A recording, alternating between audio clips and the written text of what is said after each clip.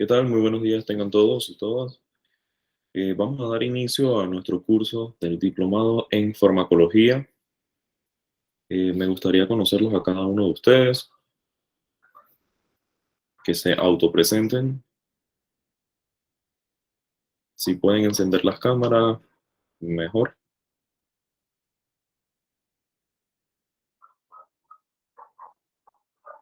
Tenemos a 8 participantes, todavía nos hacen falta 10 más.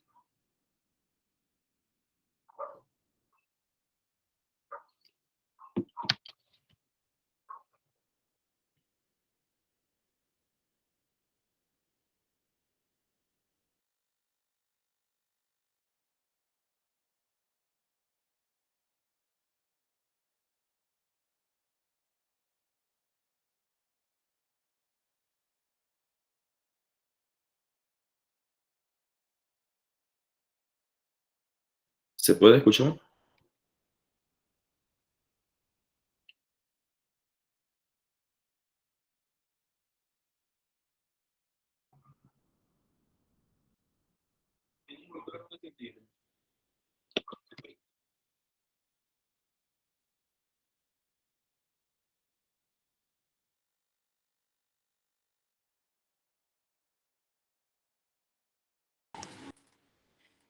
Buenos días, profesor. Mi nombre es Edil Otero y soy estudiante de licenciatura en enfermería. ¿Qué tal, Edilza? Mucho gusto. Bienvenida. A ver, siguiente por acá en el listado que tenemos, Elsie.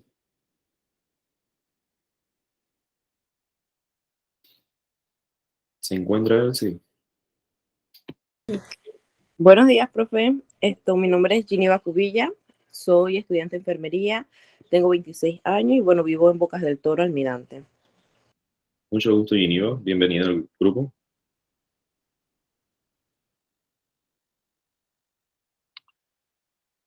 Siguiente.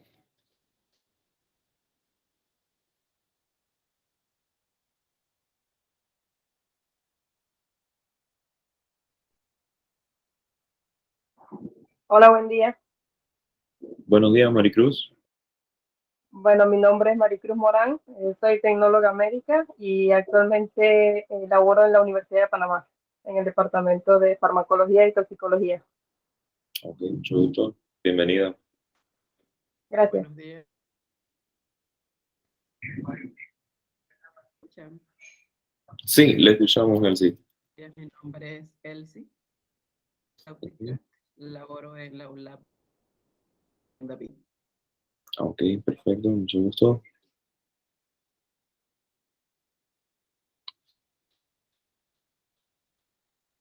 A ver, por acá, ¿quién más?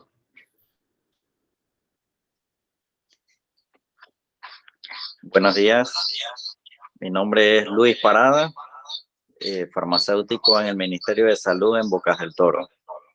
¿Qué tal, Luis? ¿Cómo estás? Mucho gusto. Bienvenido. Gracias.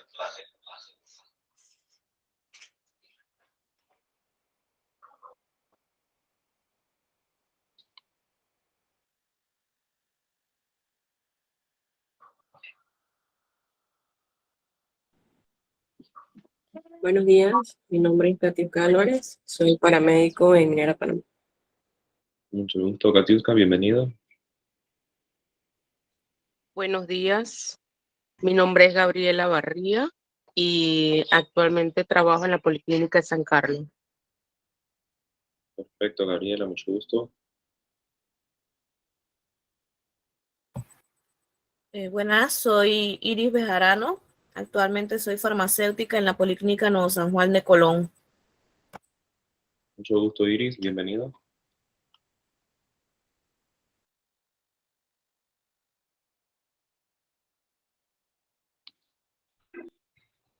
Buenos días, mi nombre es José Luis Atencio, trabajo en Farmacia Janet Darien.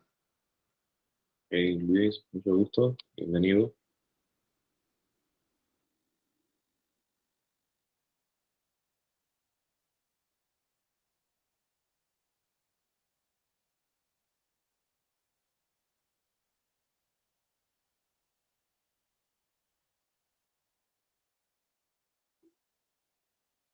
¿Nos hace falta alguien más?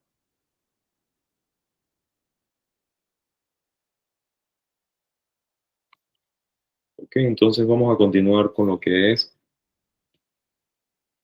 nuestra clase. Me voy a presentar, mi nombre es Francisco Lescano, voy a estar dictándole este curso diplomado en farmacología clínica. Soy docente actual en la Universidad Latina, en la Universidad Santander también he dado clases y en el Instituto CETES. Soy farmacéutico de profesión, cuento con maestría en docencia superior, maestría en farmacia hospitalaria, diplomados en toxicología y el doctorado en educación superior. Así que, sin más, vamos a dar inicio a nuestro curso.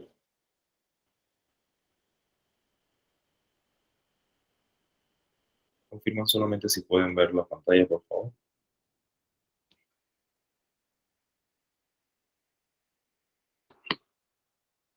¿Se puede apreciar la pantalla? Sí, profesor, sí se ve. Ok, perfecto, muchas gracias. Vamos a ver una introducción muy breve a lo que es la farmacodinámica, lo que es la farmacocinética, que son los dos principios ejemplares dentro de lo que es la farmacología. La farmacología abarca muchísimas ramas, pero una de las principales es farmacodinámica y farmacocinética, que tenemos que tener bien en cuenta cuál es la diferencia. Veo que hay estudiantes de enfermería, un gusto. Yo también trato con estudiantes de enfermería actualmente. Y este es un tema que cuesta un poco, pero es muy importante dentro de la carrera y de cualquiera otra carrera de la salud, porque no solamente estamos abarcando farmacia, si bien estamos también con todas las áreas de la salud, tecnología médica, enfermeros, paramédicos y todos, porque tenemos que tener nociones y conceptos muy en claro de lo que es la farmacología. Entonces, la parte de la farmacología vamos a ir definiéndola, que la farmacodinámica es la que estudia las acciones y efectos de los fármacos y los fármacos que van a hacer en nuestro organismo. Es decir, vamos a ver qué va a hacer ese producto, esa pastilla, ese jarabe, esa inyección, tal medicamento en forma farmacéutica que venga, qué va a hacer en mi cuerpo. La farmacocinética va a estudiar lo contrario, va a estudiar los procesos y factores que van a determinar la cantidad de fármacos, es decir, vamos a ver los procesos. Más adelante los vamos a ir definiendo.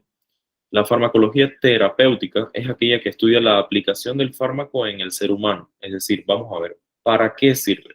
Si yo tengo un diclofenaco, como yo sé que este medicamento es un analgésico, si tengo una acetaminofén, como sé que el medicamento, el principio activo, es antipirético y tiene esa propiedad farmacológica. Y, muy importante, la farmacología toxicológica. Aquí vamos a ver los efectos tóxicos, así como las condiciones y mecanismos que van a favorecer la existencia de esa toxicidad en la aplicación. Vamos a estudiar cómo es la dosis reacción de un medicamento, cómo sabemos que el medicamento tiene una dosis terapéutica limitada, que el margen terapéutico, techo terapéutico, ventana terapéutica, como se le guste llamar en cualquier literatura, de un medicamento es tal y no sobrepasar.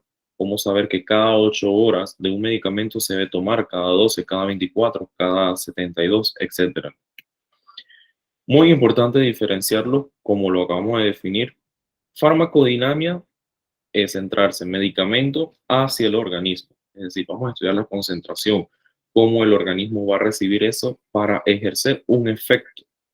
Vamos a ver la cantidad de receptores, vamos a ver quiénes actúan dentro de ellos.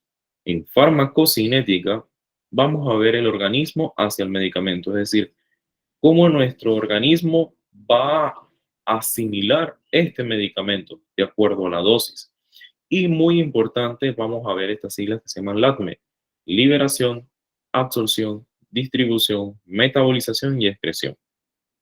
Esto es algo muy esencial que debemos tener en cuenta y vamos a dirigirnos directamente a farmacocinética para definir cada uno de estos. Como lo hemos explicado anteriormente, farmacocinética es la rama de la farmacología que va a estudiar el paso de las drogas a través del organismo en función de un tiempo y de la dosis. Y todo esto va a comprender el proceso LATME, de liberación, absorción, distribución, metabolización y excreción de las drogas. Entonces, la absorción no es más que el movimiento de un fármaco desde el sitio de administración hasta que llegue a la circulación sistémica o la circulación sanguínea. La distribución es un proceso por el cual el fármaco va a difundir o va a ser transportado desde el espacio intravascular hacia hasta los tejidos. Este proceso de distribución es algo muy breve y rápido que va a ocurrir en nuestro cuerpo, teniendo en cuenta que cuando escuchamos efecto de primer paso, se nos tiene que venir a la mente que el hígado, ¿sí?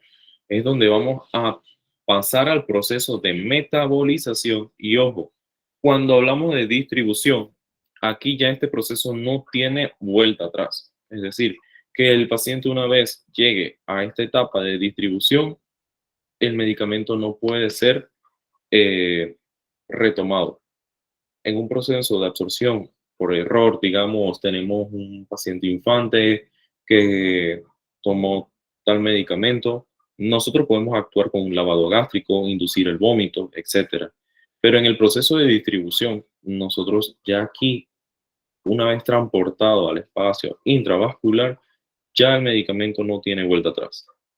Y ocurre lo que es el metabolismo, que es una conversión química o transformación de los fármacos en sustancias endógenas en los compuestos más fáciles para eliminar. Entonces, ¿qué vamos a eliminar? La excreción de un compuesto o metabolito o fármaco no cambiado del cuerpo, mediante un proceso renal, biliar, pulmonar y muchas otras vías de eliminación. Porque hoy en día no solamente tenemos nuestra vía de eliminación, que es la renal, a través de la orina. ¿Ustedes se recuerdan qué otra vía de eliminación tenemos? A ver, les pregunto. ¿Qué otra vía de eliminación también podemos tener? Aparte de la renal.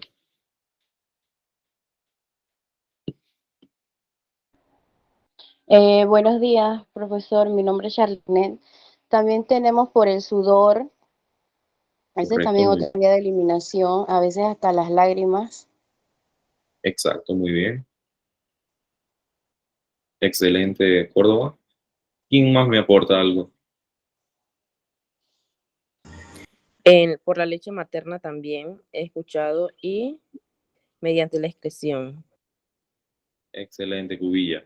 Y algo que tocó muy bien la última compañera es mediante lo que es la excreción. La excreción de la leche materna. Porque he aquí donde vemos que a las embarazadas y después de haber dado a luz a aquellas mujeres que están dando a amamantar, se les prohíbe tomar prácticamente ningún medicamento, ¿sí? Excepto que sean alguna enfermedad crónica o algo necesario que ellos tengan, porque mediante la leche materna es donde se van a excretar la gran mayoría de los medicamentos. Y hay que tener muy en cuenta esto. Vamos a ver la absorción directamente. Para que una droga realice su acción farmacológica en los sitios de acción, es necesario que cumplan con un mecanismo de absorción. Todo medicamento absorbido por vía oral, ojo, vía oral, pasa a través del LATME, este proceso LATME, y ellos van a llegar a lo que es la membrana semipermeable hasta llegar a la sangre, que es nuestro propósito. ¿Para qué? Para ejercer un efecto. Hay algo que se llama gráfica o gráfico ABC, área bajo la curva. En general, los compuestos que se ingieren en dosis elevadas se puede esperar una concentración plasmática. Vemos la gráfica presentada, vemos que la concentración sérica aumentó hasta el pico más alto de concentración máxima y ya va bajando su curva. Podemos determinar la vida media. ¿Qué es vida media? Es la mitad del fármaco en ser excretado, ¿sí? Eso lo van a ver como las siglas T media, como pueden observar en la gráfica, vida media, y es la mitad del fármaco en ser excretado.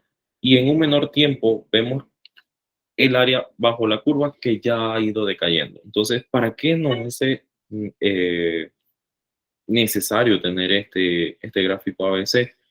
Mediante esto, nosotros vamos a determinar, esto se estudia en biofarmacia, cómo el medicamento va a alcanzar en qué tiempo, en qué concentración. Vamos a darle un nombre a este gráfico. Vamos a decir que esto es un acetaminofén de 500 miligramos, algo que todos conocemos. ¿Cómo este medicamento o los 500 miligramos va a llegar a su concentración máxima? ¿Cómo sé que con 500 miligramos puedo ejercer un efecto antipirético en este paciente?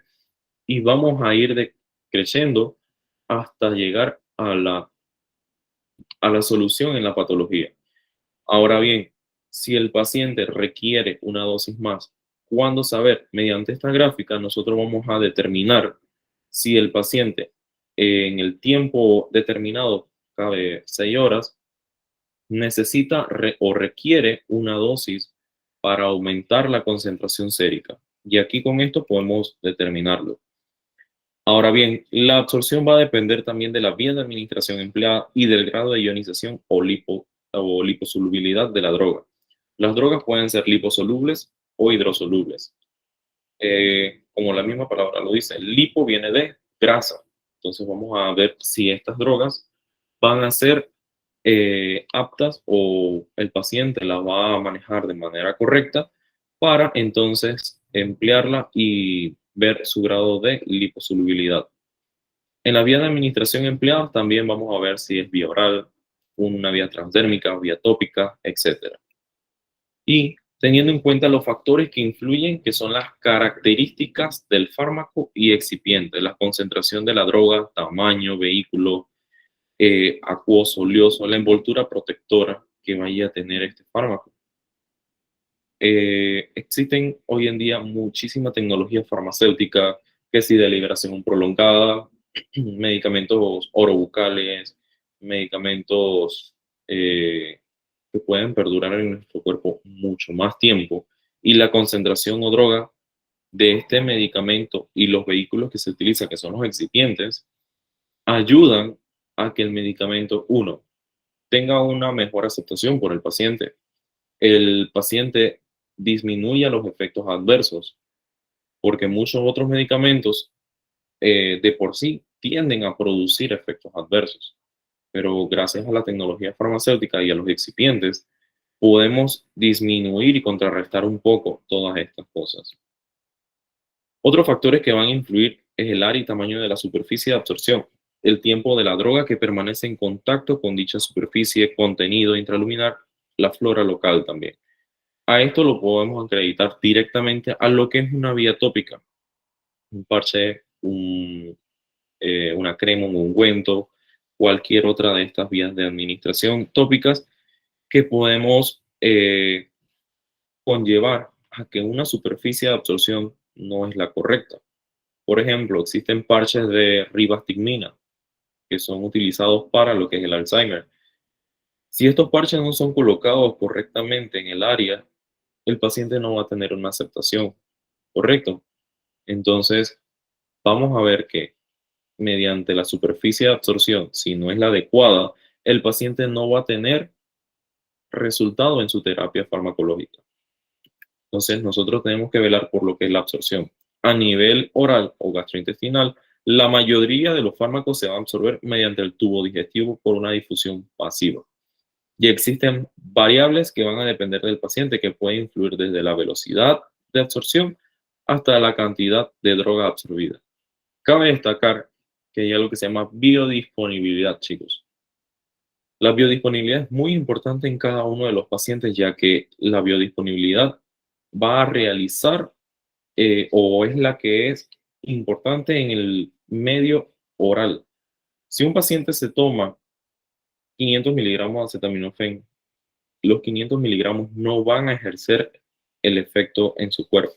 Quizás van a absorber menos miligramos, pero el medicamento ya está diseñado para que en su cuerpo se vaya degradando. Esto si lo vemos de vía oral. Si ya hablamos de una vía intravenosa, una vía intramuscular, ya el medicamento pues va a ir directo y no va a pasar por ningún proceso látex. En la absorción intramuscular, los mismos factores físico-químicos, fisiológicos que influyen en lo que es la absorción gastrointestinal, influyen en la absorción de los fármacos inyectados, siendo importante en este caso lo que es la perfusión vascular y el área inyectada para permitir lo que es el pasaje del fármaco a la circulación sistémica. En las vías inhalatorias, todos estos puff, medicamentos que se utilizan para el asma, medicamentos para el EPOC, etcétera, los vapores líquidos, volátiles o gases anestésicos pueden administrarse por vía inhalatoria, como bien lo sabemos. El acceso a la circulación es rápido y debido a la gran superficie de absorción van a ofrecer que los alvéolos estén más vascularizados gracias al sistema de vascularización que se tiene mediante estos. Posteriormente a la absorción, vamos a pasar al mecanismo de distribución. Una vez el fármaco sufra todo lo que es el proceso de absorción y vaya a ingresar a la sangre y el plasma sanguíneo, estos se van a ligar a proteínas. Y en esta parte y el resto va a circular de forma libre, la fracción libre, y es farmacológicamente activa cuando se llega a un sitio de acción. Entonces, normalmente 2 o más drogas pueden ocasionar un nivel de interacción de transporte compitiendo con los fármacos por el sitio de acción. Nosotros tenemos diferentes tipos de receptores que van a ejercer un efecto en nuestro cuerpo. Tenemos receptores muscarínicos, receptores nicotínicos, alfa, beta, etcétera, que cada uno de ellos va a producir un efecto y van a unirse a proteínas, incrementando o disminuyendo la concentración de los medicamentos en nuestro cuerpo. Posteriormente vamos a ver lo que es la biotransformación o metabolismo. Cualquiera de las dos palabras es válida. Los fármacos van a ser eliminados del organismo y deben de ser transformados en compuestos más polares o hidrosolubles, facilitándose la eliminación por lo que son los riñones, la bilis o pulmones. Ahora bien, como ustedes también me han explicado, mediante la salivación, las lágrimas, la leche materna y otros medios de expulsión, incluso la respiración, vamos a eliminar todos estos mecanismos que ya han sido biotransformados en drogas originarias y se le van a llamar metabolitos. Y estos generalmente son compuestos ya inactivos, principalmente de las drogas, que va a ocurrir en el hígado. Y la excreción, por último, en el paso de lo que es la farmacocinética, la excreción no es más que la eliminación ya de este fármaco inactivo de una manera de fracción libre mediante lo que es el riñón, que es nuestro principal excretor. Entonces, la excreción de los fármacos por el hígado, ya sea por la bilis, se van a excretar después de la biotransformación o metabolización y se van a producir fármacos hidrosolubles. Ok, este es lo que es el tema de farmacocinética. ¿Algún comentario, aporte que gusten hacer?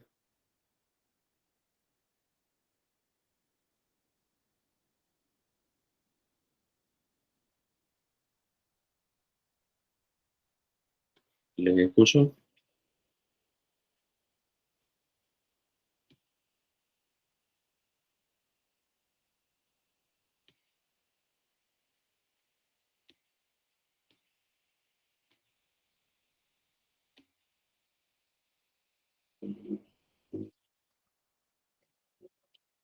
Ok, vamos a continuar con la parte de farmacodinamia. La farmacodinamia, como bien lo sabemos, comprende el estudio de los mecanismos de las drogas en efectos bioquímicos, fisiológicos o farmacológicos de las drogas. Este es un efecto, pues, que las drogas van a realizar en nuestro cuerpo mediante los receptores. En general, la administración de uno o más fármacos siempre debe considerarse los niveles plasmáticos alcanzados y lo que es la susceptibilidad del mismo en el organismo de manera segura para maximizar la eficacia del tratamiento. Tenemos muchos tipos de receptores. Tenemos lo que es la afinidad específica, que es la capacidad de formar complejos de un fármaco receptor a concentraciones muy bajas del fármaco. Tenemos la capacidad del receptor en discriminar la molécula u otra, pese a que sea muy similar a esta. Es decir, son macromoléculas proteicas intracelulares que en lo general ellos van a mediar la comunicación entre un compuesto y otro. Y esto se va a dar mediante la unión fármaco-actiana.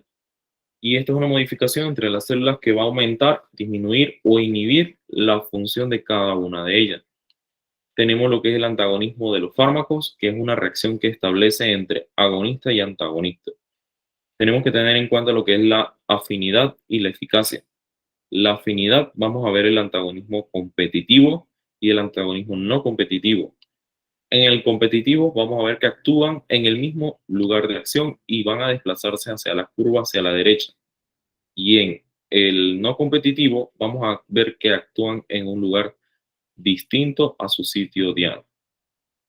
Se le llama así porque el medicamento vamos a buscar que se adhiera a un receptor ejemplar que vaya a ejercer su efecto. Como lo pueden ver en la imagen, busca competir por el mismo lugar de acción en vez de desplazarse hacia otro sitio de acción.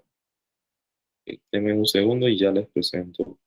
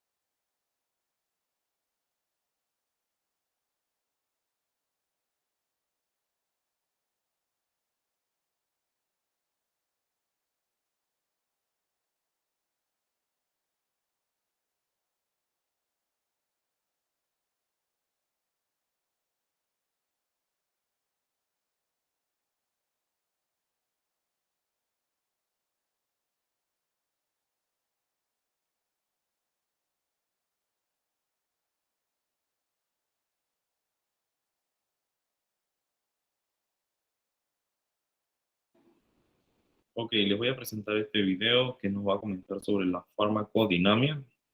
Prestemos atención. Mi nombre es Raúl Izquierdo y esto es para Z Doc.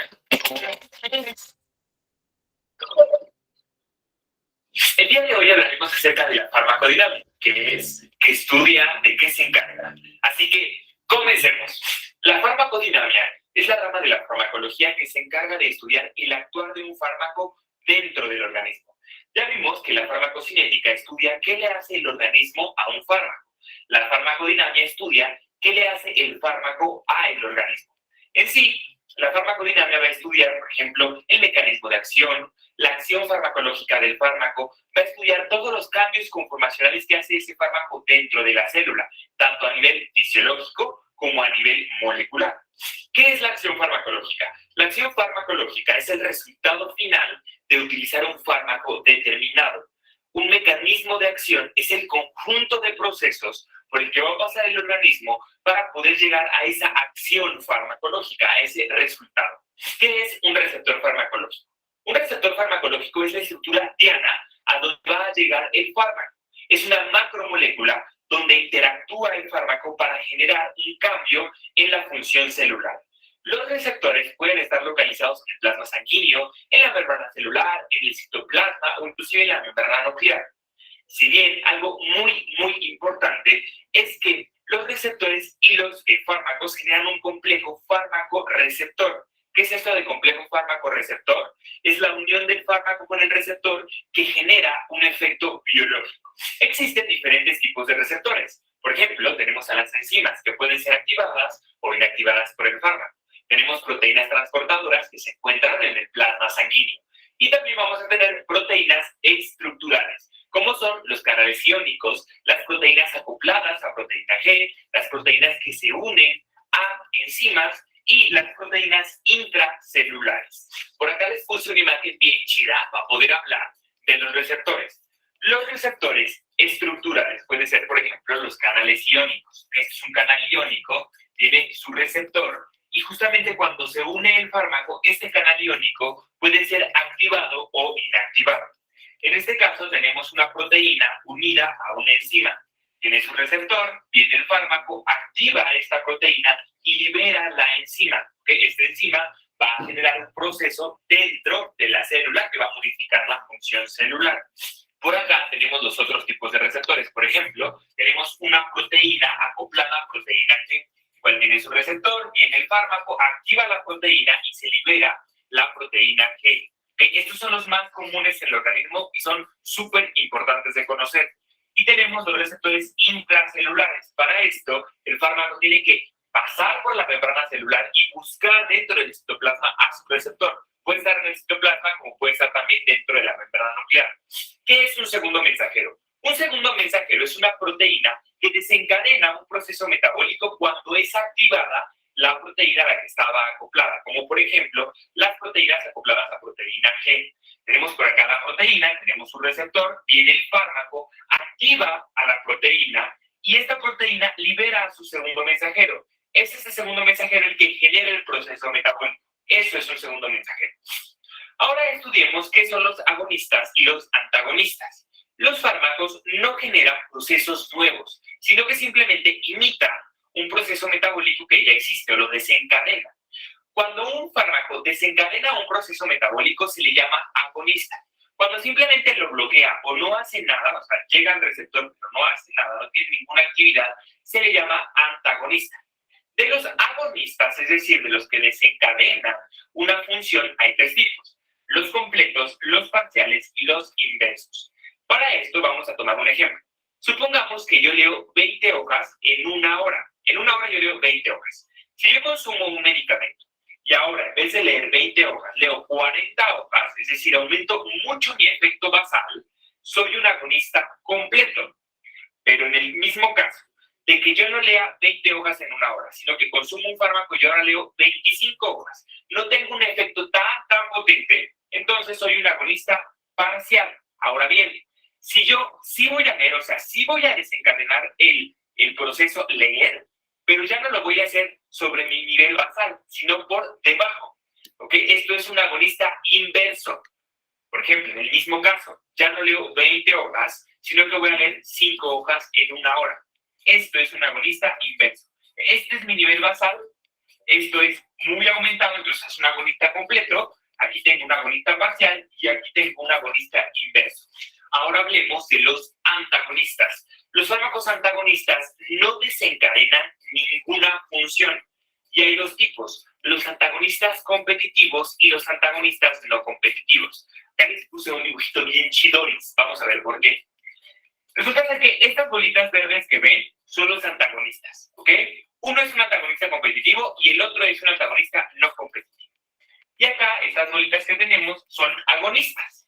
Ahora, el antagonista competitivo se une al receptor, no desencadena ninguna función, pero si yo aumento la cantidad de agonista, entonces este antagonista se va a quitar, se va a meter el agonista y se va a desencadenar la función. Es decir, la unión de los antagonistas competitivos es reversible y depende de la cantidad de agonistas.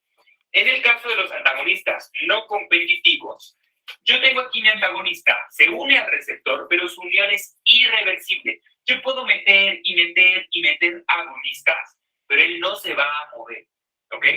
Esto es un antagonista no competitivo, porque él no va a competir, él no se va a mover. Su unión es irreversible y no genera ningún efecto. Ninguno de los dos genera efecto. La diferencia es que uno se mueve, si hay muchos agonistas, el antagonista competitivo, y el no competitivo no se mueve indiferentemente de la cantidad de agonistas que haya. A él, como tal, le van.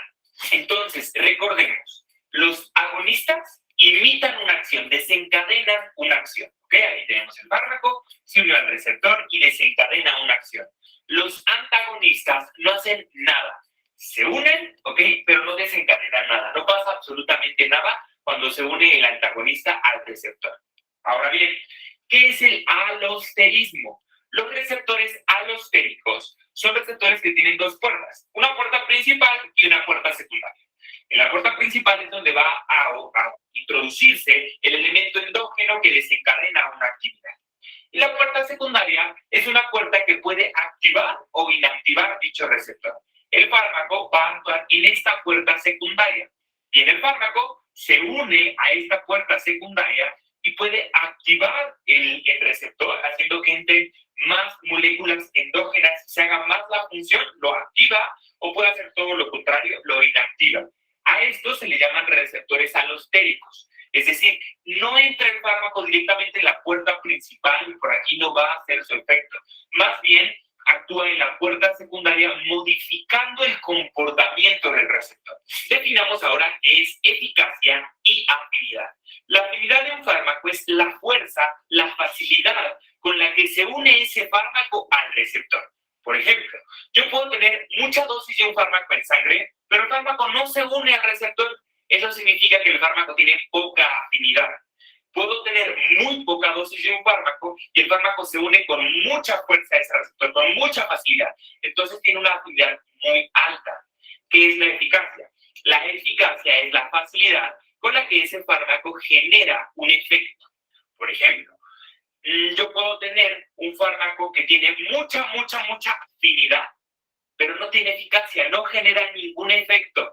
A estos, ¿cuáles sean ese tipo de fármacos? Los antagonistas. Los antagonistas tienen buena afinidad al receptor, pero no generan nada, no tienen eficacia. Ahora, los agonistas deben de tener afinidad y sobre todo deben de tener eficacia. Un agonista completo tendrá eficacia absoluta, mientras que un agonista parcial no tiene tan buena eficacia. ¿Qué es el sinergismo y qué es la potencia? El sinergismo es cuando un fármaco o un elemento potencializa la acción de un segundo fármaco. Los dos trabajan en conjunto y aumentan la función. Eso es sinergismo, trabajan en conjunto, en equipo. La potencia es la capacidad o eficacia que tiene un fármaco de generar un efecto farmacológico a una dosis estimada. Como por ejemplo, yo puedo tomar, porque me duele la cabeza, paracetamol 500 miligramos. Y pues no se me quita tan rápido.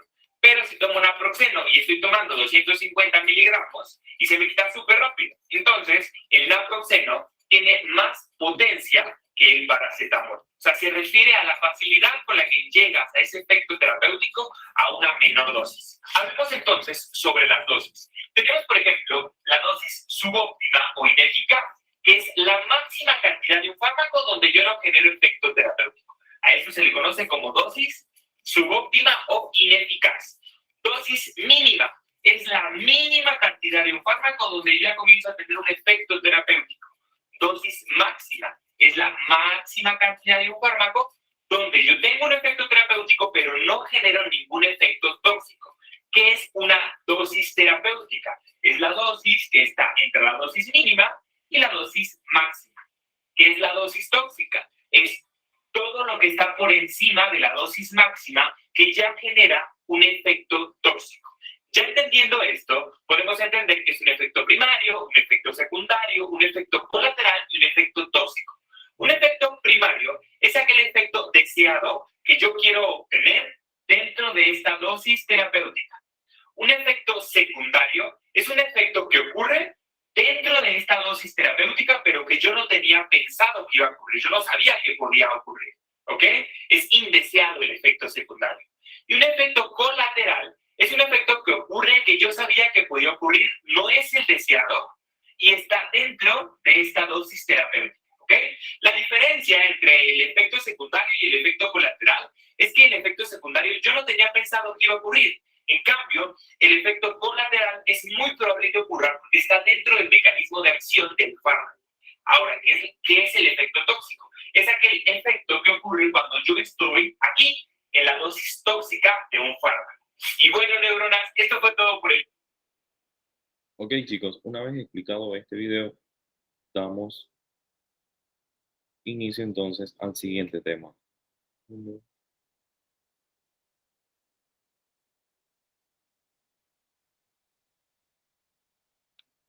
Una vez tenemos los conceptos de farmacovigilancia, de farmacocinética y farmacodinamia, vamos a ver lo que es la farmacovigilancia. A ver, apórtenme ustedes, ¿por qué es importante tener una farmacovigilancia?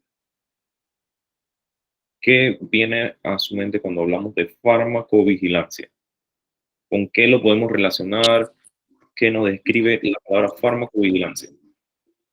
Profesor, creo que sería por algunos efectos adversos del medicamento. Correcto, muy bien. Edilsa, ¿alguien más?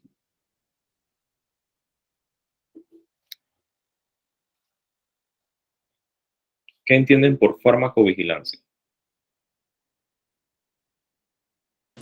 Buenos días, profesor. Beatriz, farmacovigilancia es observar, darle un seguimiento al paciente para ver cómo el medicamento se va a comportar dentro del organismo. Correcto, muy bien, Beatriz. ¿Quién más me puede decir qué es y por qué es importante la farmacovigilancia?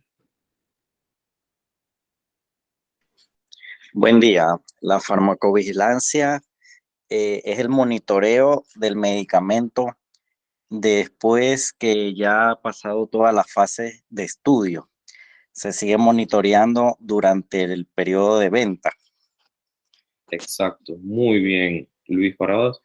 Y en efecto, como lo han descrito ustedes tres, esto es lo que es farmacovigilancia y nos preguntamos por qué es importante la farmacovigilancia, qué es esto o qué es necesario. Pues es muy necesario, como ustedes lo han descrito, en diferentes países. En cada país tiene su legislación diferente, pero en todos los países se lleva un departamento de farmacovigilancia por Ministerio de Salud regulador en cada país. Y es importante para desarrollar los RAM. RAM significa reacciones adversas medicamentosas y otros problemas relacionados con el medicamento. Como bien lo explicó Parada, una vez el medicamento fabricado, ok, se lanzó al mercado, el laboratorio hizo su lanzamiento, se promocionó, el consumidor lo está adquiriendo, etcétera. Pero aquí no termina todo el estudio. El estudio continúa año tras año una vez el medicamento es lanzado, porque nosotros necesitamos saber cómo se comporta este medicamento. Incluso, yéndonos a la parte de farmacocinética, la absorción de cada paciente es diferente, el metabolismo de cada paciente es diferente y hay factores ambientales, factores genéticos que van a interponer en cada paciente para que él desarrolle, pues, medicamento ejerza su efecto. Entonces, por eso es que cada país tiene una farmacovigilancia. A veces vemos los comunicados que emite el departamento del Ministerio de Salud. Tal medicamento como una advertencia, eh, el medicamento en tal país, en México, Costa Rica, Colombia, ah, decreta de que ha causado tal molestia u otra enfermedad, una morbilidad. Entonces, estos ministerios se comunican. ¿Para qué? Para tener en cuenta de que el medicamento está siendo puesto en cuarentena, tiene una vigilancia, el medicamento se le está dando un estudio, un seguimiento. Entonces, a través de esto, nosotros vamos a detectar enfermedades y en la práctica de la prescripción también. La distribución, ejemplo, las indicaciones, el uso y la disponibilidad. ¿Por qué? Muchas veces mal utilizamos los medicamentos y puedo poner de ejemplo las benzodiazepinas. Hoy en día las benzodiazepinas están siendo muy mal utilizadas. Creen que toda benzodiazepina es porque el paciente tiene algún problema de insomnio, enseguida le prescriben una benzodiazepina hasta un médico general. Él tendrá sus facultades y todo, pero estamos haciendo un uso irracional del medicamento. También lo que es la disponibilidad del medicamento para este paciente. A veces en los que trabajan en MINSA, Caja de Seguro Social, pueden ver que médicos tienden a prescribir muy seguido tal medicamento sin la necesidad. Y aquí es donde mal utilizamos los medicamentos. Pacientes que tienden por sacar medicamentos, no sé si es un trastorno obsesivo compulsivo de sacar medicamentos toda la semana, estar en la farmacia, en los recetarios, que si van por una receta de ibuprofeno, hasta se automedican pidiendo recetas de antibióticos. Y bueno, esta es una práctica pues que tenemos un trabajo muy grande en nuestro país. Los que trabajan en el MINSA, Caja de Seguro, pues puedan darnos ejemplos de lo que ustedes viven día con día, chicos. Creo que por acá alguien me dijo que trabajaba en ULAP de David. Bueno, ¿cómo está, profesor? Le habla él. Solo para un comentario adicional. Sí, adelante. Ok. De la Caja de Seguro Social mantenemos de donde algún tipo de fallas, no solamente sino también a nivel órgano respecto a lo que son color, formas y fármaco. O sea, cada una de estas nos hace llegar algún respecto a lo que le sucedió al medicamento, eso en un formulario de farmacovigilancia. Cada unidad ejecutora tenemos un programa de farmacovigilancia y de hecho se reúnen con todas las unidades ejecutorias al MINSA y de ahí entonces se eleva pues para que puedan seguir. Y tal como usted lo dice, la verdad es preocupante que a lo que es la Caja del Seguro Social ingresar recetas a medicamento. En muchas ocasiones podemos observar recetas personas a nombre de 2 y 3 personas, mismos medicamentos en sí. Y ahí gente están creando una polifarmacia que pues quién podrá atender. Nosotros podemos dar muchas asesorías, damos al paciente y de tenemos a nivel de la ULAP, sé que en otros han creado el departamento hacia el paciente, la asesoría farmacéutica. Nosotros tenemos poco espacio para esto. En realidad, pues nosotros de hacerles las asesorías correspondientes a los pacientes, pues es notorio lo que no sé si es una mala praxis, le buscar medicamentos todos los días. Usted va a la calle todos los días, está repleta de gente recreando los mismos productos. Sí, eso es cierto, Elsie, y a veces vemos hasta el mismo paciente, lo vemos todos los días en la semana, y dirá, este señor que hace aquí está tan malo, y a veces también señores mayores que yo no sé si es que es una junta que realizan en las unidades ejecutoras, que se reúnen a hablar y no sé de dónde sacan tantas prescripciones. Incluso lo he vivido en pacientes que he llegado a sus casas y tienen hasta más medicamentos que la misma policlínica. Con eso le digo todo. No sé de dónde, si se supone que existe el sistema que les marca que dentro de 30 días ustedes pueden volver por el medicamento, ¿verdad? Creo que es así. Yo no sé cómo le hacen, pero salen con hasta 3, 4 cajas, pero como usted lo explica, vienen... El sistema sí le en cada historial de cada paciente, pero los pacientes, o sea, son tan saben que no pueden sacar el producto 30 días, se les permite 5 días antes el nombre y la cédula de otro para poder sacar los productos. Exacto, exacto. Y eso es muy doloroso, la verdad, porque los recursos del Estado se están mal utilizando. Porque qué tal que este paciente empiece a automedicar, que es la clásica, es vecino de otra persona y venga y le diga, vecino, yo le voy a ofrecer la amlodipina. Creo que es uno de los medicamentos antihipertensivos que más se consumen en la población, aparte del Ibersatar, y venga y le diga, yo le voy a ofrecer la amlodipina, que ese dolor de cabeza que usted tiene no es migraña, es la presión alta. Porque para la presión alta tienen un sensor hasta en los ojos, que para todo es presión alta, y que no es el famoso que le llaman aire, sino es la presión alta. Y así, desde allí, de ese punto, vamos abriendo un compás enorme a todo esto. Entonces, no sé, por acá tenemos a Luis Parada, que también trabaja en el MINSA, no sé si en el sector de Bocas también se de esto.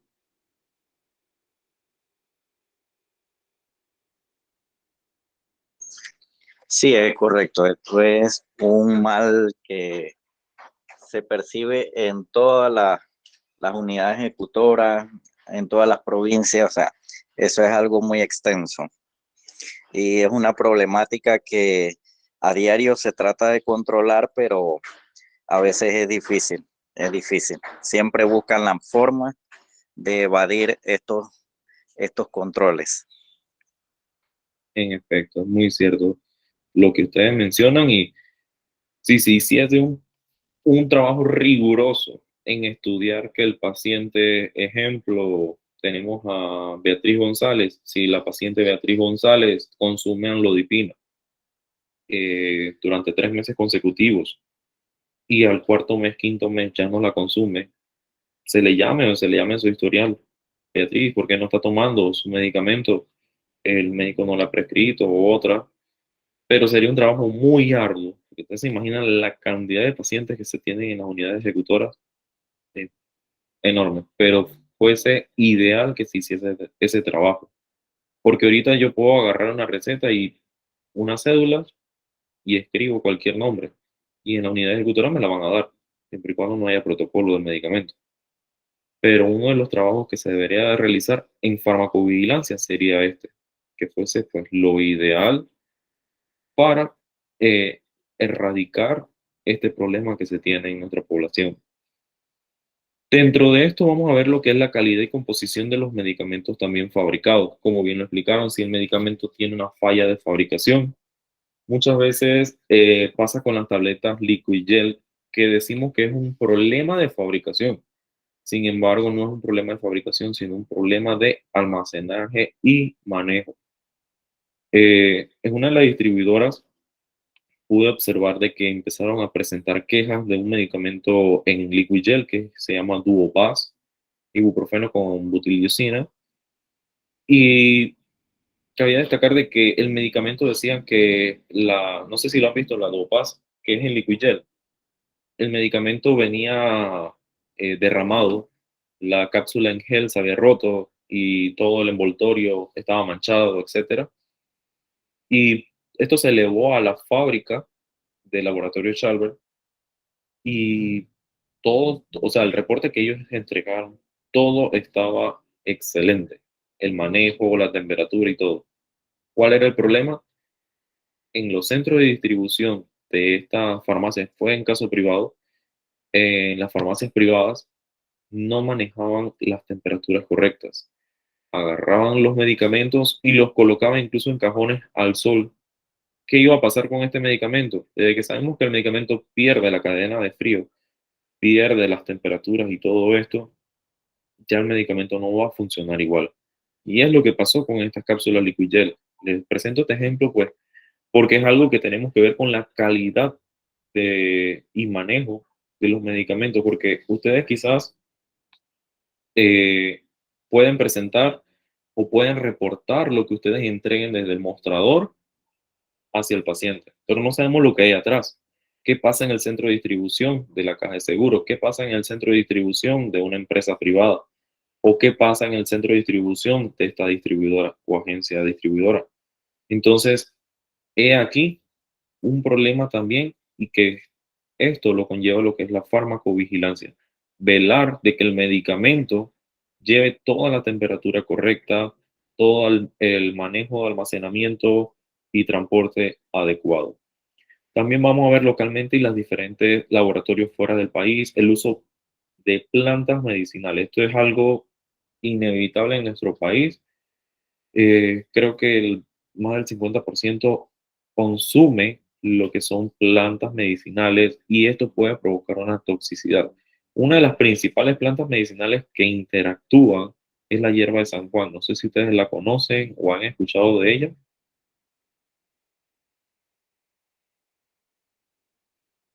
Chicos, ¿qué otra planta ustedes conocen que interaccione con otros medicamentos?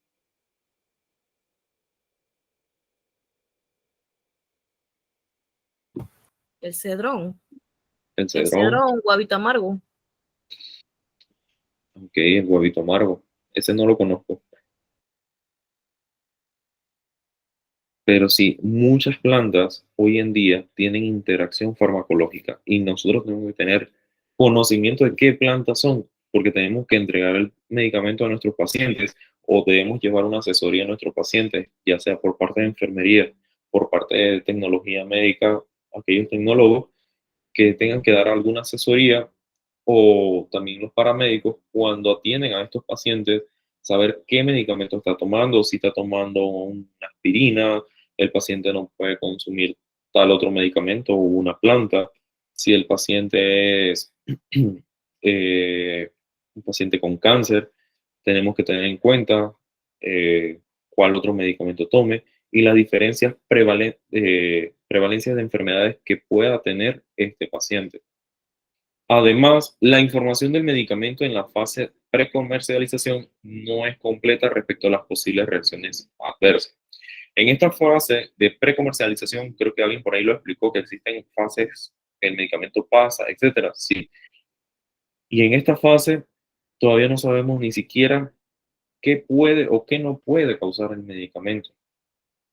Sabemos a ciencia cierta que el medicamento puede causarnos un rash alérgico, puede causar problemas gastrointestinales, un reflujo, etcétera, que es lo normal en casi todos los medicamentos. Pero no sabemos que nos puede causar un sangrado, a las mujeres le puede causar una metrorragia, etcétera.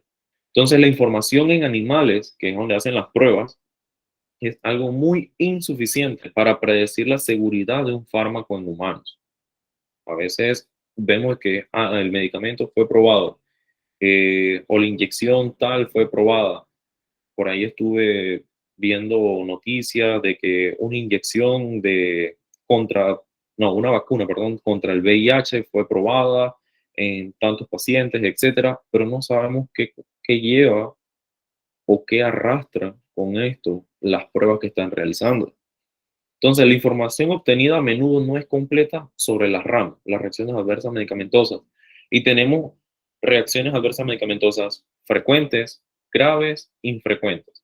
Si ustedes van a los vademecum de los medicamentos, vamos a encontrar eso.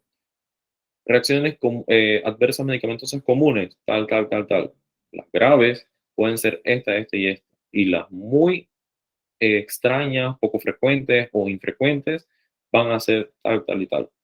Entonces hay que tener en cuenta de que cuando está un medicamento apenas en esta fase 1, como se lo presento acá, es el proceso de marketing.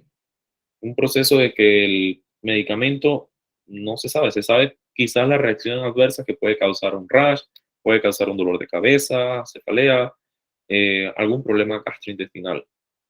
Pero no vamos a saber a ciencia cierta la fase 4. ¿Y cómo ustedes creen que la fase 4 se va a dar? Mediante la farmacovigilancia. Cada uno de nosotros somos responsables de llevar un seguimiento farmacoterapéutico. Como por ejemplo, alguno de ustedes ha consumido un antibiótico, ¿verdad?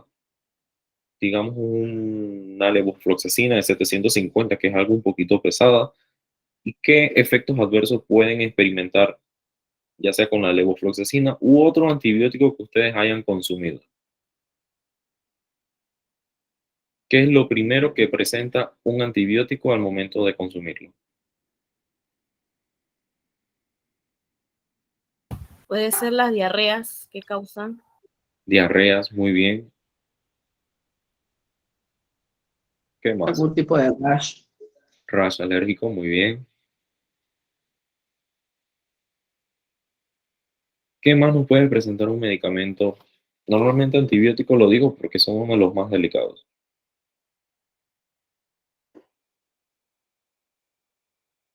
Náuseas, ¿verdad? Sabor amargo en la boca. Son otra de los efectos adversos que pueden causar. Entonces, esto, si nosotros lo llenamos o lo buscamos, nos va a aparecer como reacciones adversas frecuentes. ¿Sí? Son unas reacciones que nosotros podemos esperar en un paciente y es algo normal, pasajero. Que si para el rash, ok, tome un antihistamínico en conjunto con el medicamento. Si le produce algún problema gastrointestinal, tome un IBP, un inhibidor de la bomba de protones, ya sea un meprazol, omeprazol, etc. Si tiene algún problema de náusea, tómese un vinirato, etcétera, ¿verdad? Entonces, podemos ver estos efectos adversos que los laboratorios lo categorizan como normal. Ahora bien, si vemos que el paciente empieza a convulsionar ya con este medicamento, esto es un efecto muy raro, ¿sí? O muy grave, muy infrecuente, que nos corresponde a nosotros como miembros de la salud llevar este reporte, ya sea que trabajen en la privada, en el sector público. Todos tenemos la obligación y deber de llenar un formulario, que más adelante se los voy a presentar, y reportar cada una de los efectos. Recordar, chicos, que la farmacovigilancia es una ciencia y tiene actividades relacionadas a ¿qué? Detección, evaluación, comprensión y prevención. La farmacovigilancia no solamente es para el sector de farmacia, para el sector de enfermería. Esto nos involucra a todos. Cualquier persona del sector de salud puede hacer un reporte de farmacovigilancia, incluso lo puede realizar de manera anónima. Nosotros debemos detectar, evaluar, comprender, y prevenir cada uno de los efectos adversos de los medicamentos, ya sean productos herbáceos, productos biológicos, medicamentos químicos y entre otros productos relacionados que un paciente tome, ya sea para su tratamiento, prevención, curación o para cualquier diagnóstico también. Tenemos que tener en cuenta y reportarlo de manera inmediata, porque mediante ese reporte que ustedes van realizando, se crea entonces una sospecha farmacoterapéutica y mediante esta sospecha es que nosotros vamos a agarrar y sacar el medicamento del mercado. ¿Sí? La entidad regulatoria que viene siendo el Ministerio de Salud va a emitir que, ok, tal medicamento es sacado del mercado. Como ustedes pueden ver, a veces nosotros creemos que no lo realizan, pero sí se realiza. Aquí en Panamá se llenan los reportes de farmacovigilancia y con esto podemos ver tanto los reportes voluntarios del distribuidor, laboratorio, fabricante, que no sé si lo han podido percatar, que el laboratorio fabricante tal extrae del mercado el lote con tal numeración. Entonces, mediante esto podemos observar que los reportes de vigilancia tienen resultados. Entonces, recordar que ¿qué es una RAM? Es una respuesta a un medicamento que es nociva y no intencionada, ¿sí? Que se va a producir en dosis utilizadas normales. Es decir, vuelvo al ejemplo de una acetaminofén de 500 miligramos. Si yo tomo una acetaminofén de 500 miligramos, es normal que de repente el medicamento me dé ardor estomacal, un problema gastrointestinal, porque es una dosis normal en un paciente. Si yo obtengo ya 1000, 2500, 1500 miligramos de acetaminofén, ya estoy llevando una sobredosis.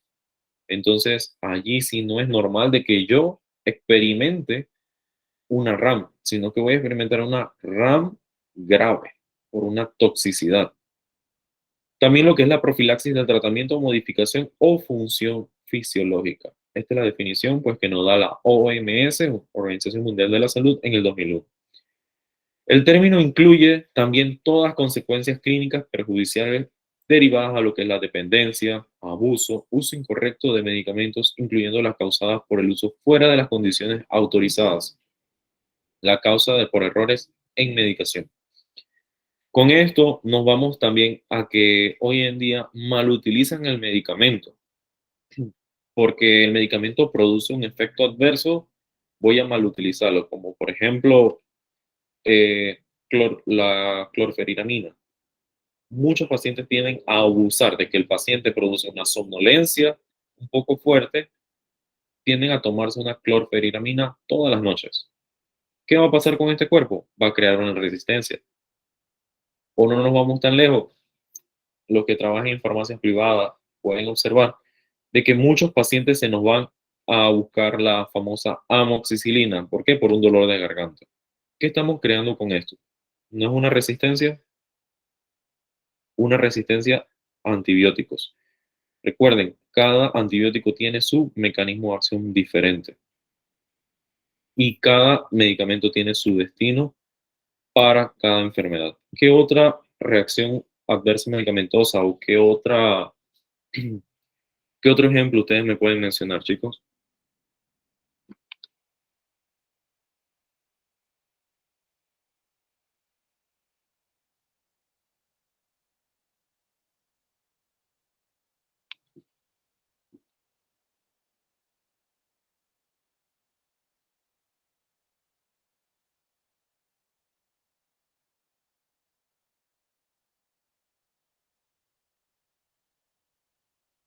Ok, viéndolo de este punto, otros aspectos relevantes, vamos a ver lo que es errores de medicamentos, lo que es la prescripción, dosis y administración. ¿Cuántos de ustedes, tantos técnicos en enfermería, licenciados en farmacia, técnicos en farmacia o licenciados en farmacia han detectado un error en lo que es la prescripción. ¿Qué ejemplo pueden brindarme a mí y al grupo en cuanto a los errores en prescripción? Le voy a dar un breve ejemplo de mi persona. Una vez recibí una prescripción de media tableta de Enantium de ketoprofeno para un paciente de 2 años. El doctor parece que estaba un poco entretenido y escribió de ketoprofeno. Entonces, imaginan 12.5 miligramos de ese medicamento en este paciente, algo fatal, ¿sí? Sabemos que el de ketoprofeno es un medicamento bien fuerte. Si a un adulto le trae molestias gastrointestinales, ahora se imagina a un niño, 2 años, que no tiene ni siquiera todos sus órganos desarrollados. Este niño iba a tener una complicación muy grave a nivel gastrointestinal. ¿Quién sabe qué más podría desencadenar todo esto? ¿Quién más me puede dar un ejemplo? Yo trabajo en una clínica y es algo de casi todos los días. Casi todos los días de repente por los médicos, por la rutina, por irse de repente demasiados pacientes, porque ellos también atienden bastantes pacientes. Y es constante que se tienen que regresar las recetas, ya sea por un error en las dosis o están pensando en un medicamento, pero ponen otro o ponen la dosis de otro medicamento. Por lo menos pueden poner anodipina 20 miligramos, están pensando en lisinopril. No le ponen las indicaciones al paciente. Hay doctores que se van muy a lo rápido, son muy rápidos y empiezan a escribir solamente los nombres de los medicamentos, no le ponen indicaciones y no le ponen concentración. Por lo menos nosotros que somos en Colón, en el área de Colón, manejamos MINSA, también manejamos pacientes del seguro. Yo trabajo en el seguro, ponen diclofenaco solo. En el MINSA también está el diclofenaco potásico y hay médicos que quieren diclofenaco potásico pero solamente ponen diclofenaco. O sea, hay varios errores de prescripciones que yo puedo percibir en el día, en mi diario trabajar. Ok, perfecto, Iris. Muchas gracias por su aporte. Y pues en efecto, a veces no podemos ser adivinos y pues nos corresponde devolver esta prescripción porque quien no va a caer la teja es a nosotros, ¿sí? A nosotros como persona encargada de dispensar el medicamento, ya sea acá por otra rama, de entregar el medicamento o administrarlo. Y pues tenemos que ser parte del filtro. Nosotros somos filtros. El medicamento puede pasar por un técnico, por un farmacéutico, por una enfermera, por un paramédico, hasta llegar a este paciente. Entonces nosotros tenemos que detectar cada uno de los errores. Somos humanos, es verdad, pero ahorita en esta profesión no podemos equivocarnos y debemos evitar equivocarnos porque tenemos en riesgo a ¿quiénes? A nuestros pacientes. Entonces hay que tener en cuenta todo esto. ¿Alguien más, algún aporte?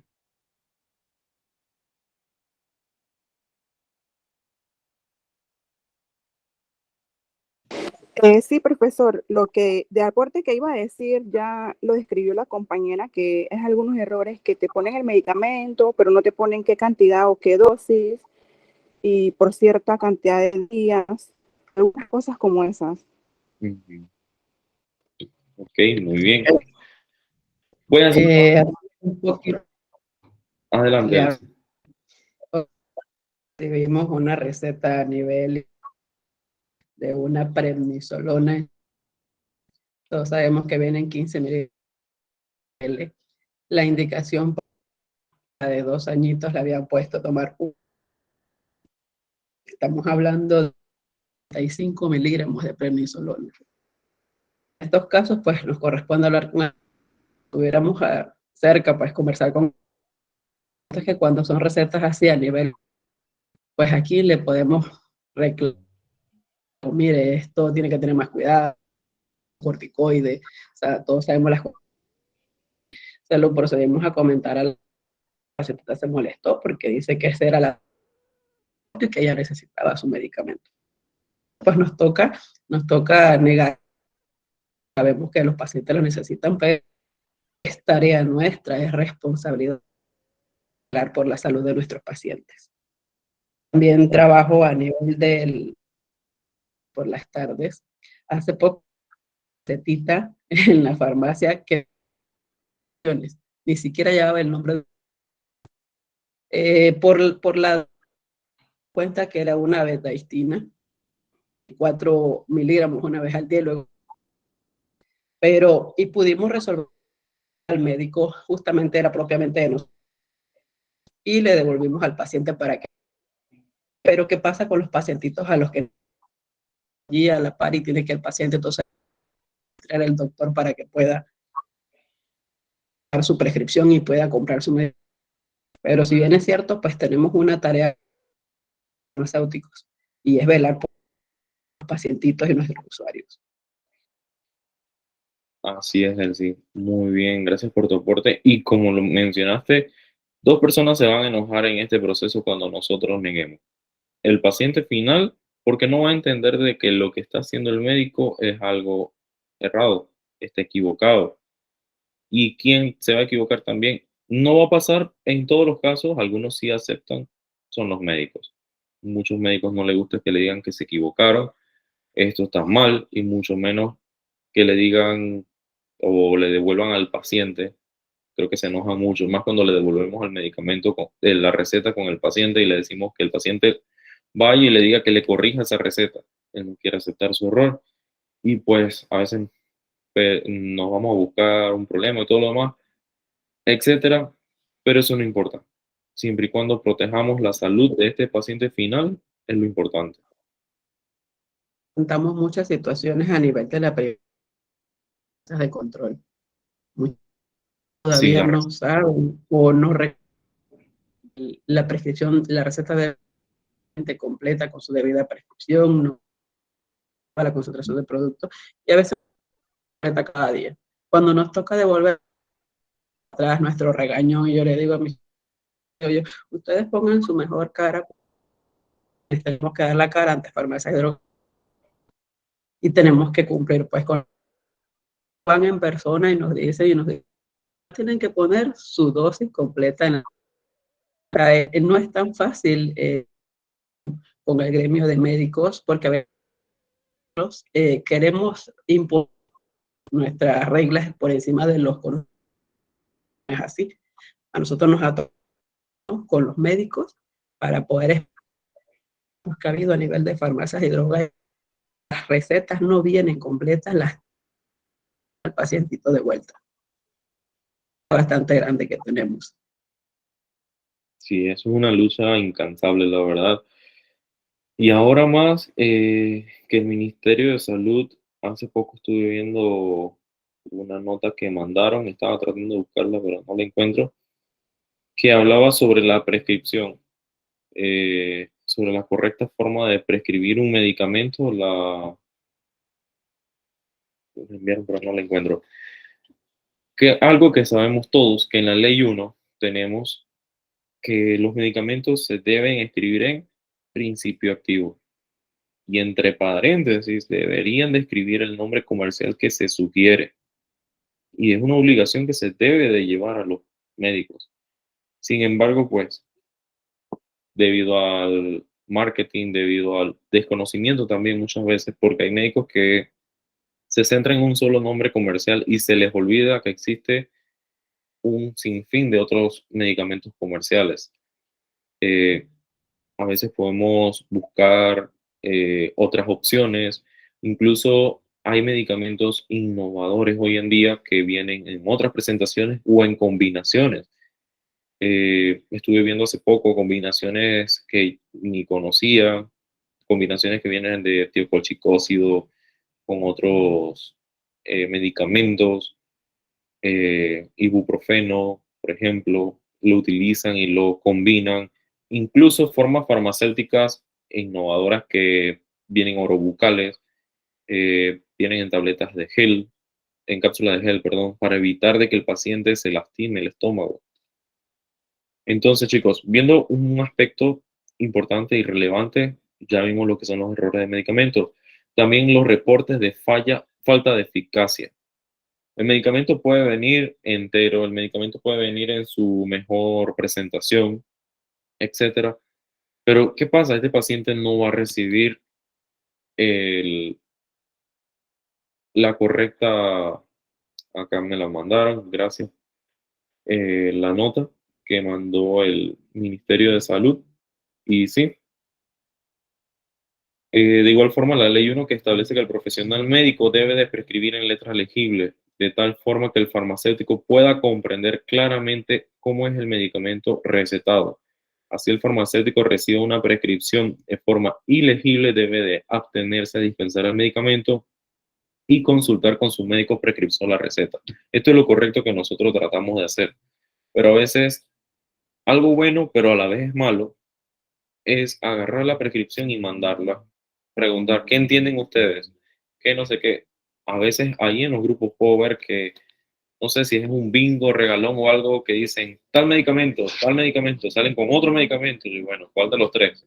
Y los tres son diferentes. Entonces, si no se entiende el medicamento, de muy buenas maneras, de muy buen trato, decirle a este paciente que se acerque a su médico prescriptor y le diga que le escriba la receta bien. Porque si es una privada, señores, ustedes están pagando por una excelente atención. De igual manera, en el sector público, no porque no estén pagando, le van a entregar un mal servicio. Ustedes tienen el derecho a la salud. Entonces, reclamar por este derecho. El uso de medicamentos, otro punto, el uso de medicamentos para indicaciones no autorizadas y para la falta de base científica. Medicamentos que son de uso intravenoso. ¿Cuántas veces no lo he visto? Que lo utilizan en forma intramuscular. No, que el medicamento se reconstituye.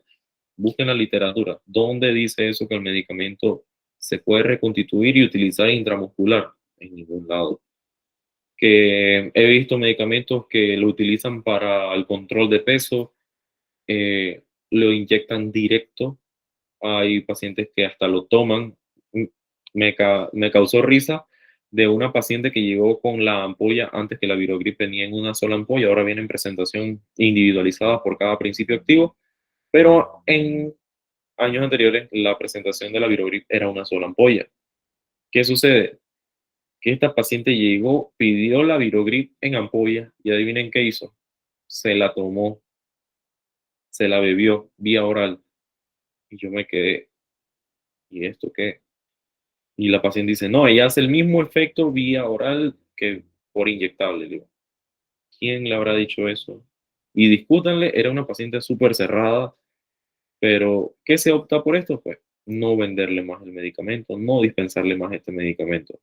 ¿Se imaginan cómo va a actuar ese medicamento en ese cuerpo? No tengo idea de cómo o quién le habrá enseñado que este medicamento se administraba de esta manera, pero me quedé súper sorprendido del uso irracional y el mal uso que le están dando a los medicamentos hoy en día.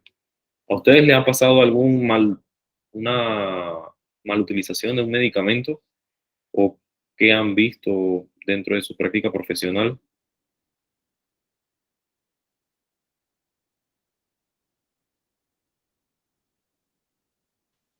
Qué buenas. La metformina para adelgazar. Metformina para adelgazar, muy bien.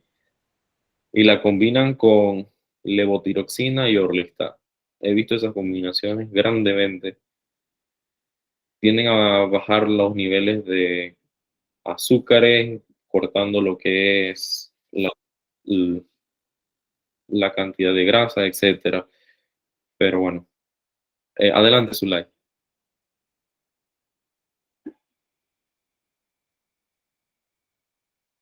Zulay, levanto la mano.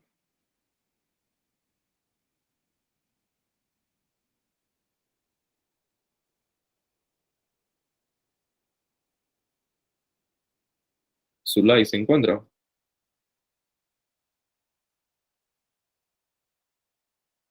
Ok, vamos a continuar. También vamos a ver los casos de reporte de toxicidad aguda y crónica. Ahora sí se escucha, ¿no? Sí, ahora sí, Zulay, adelante.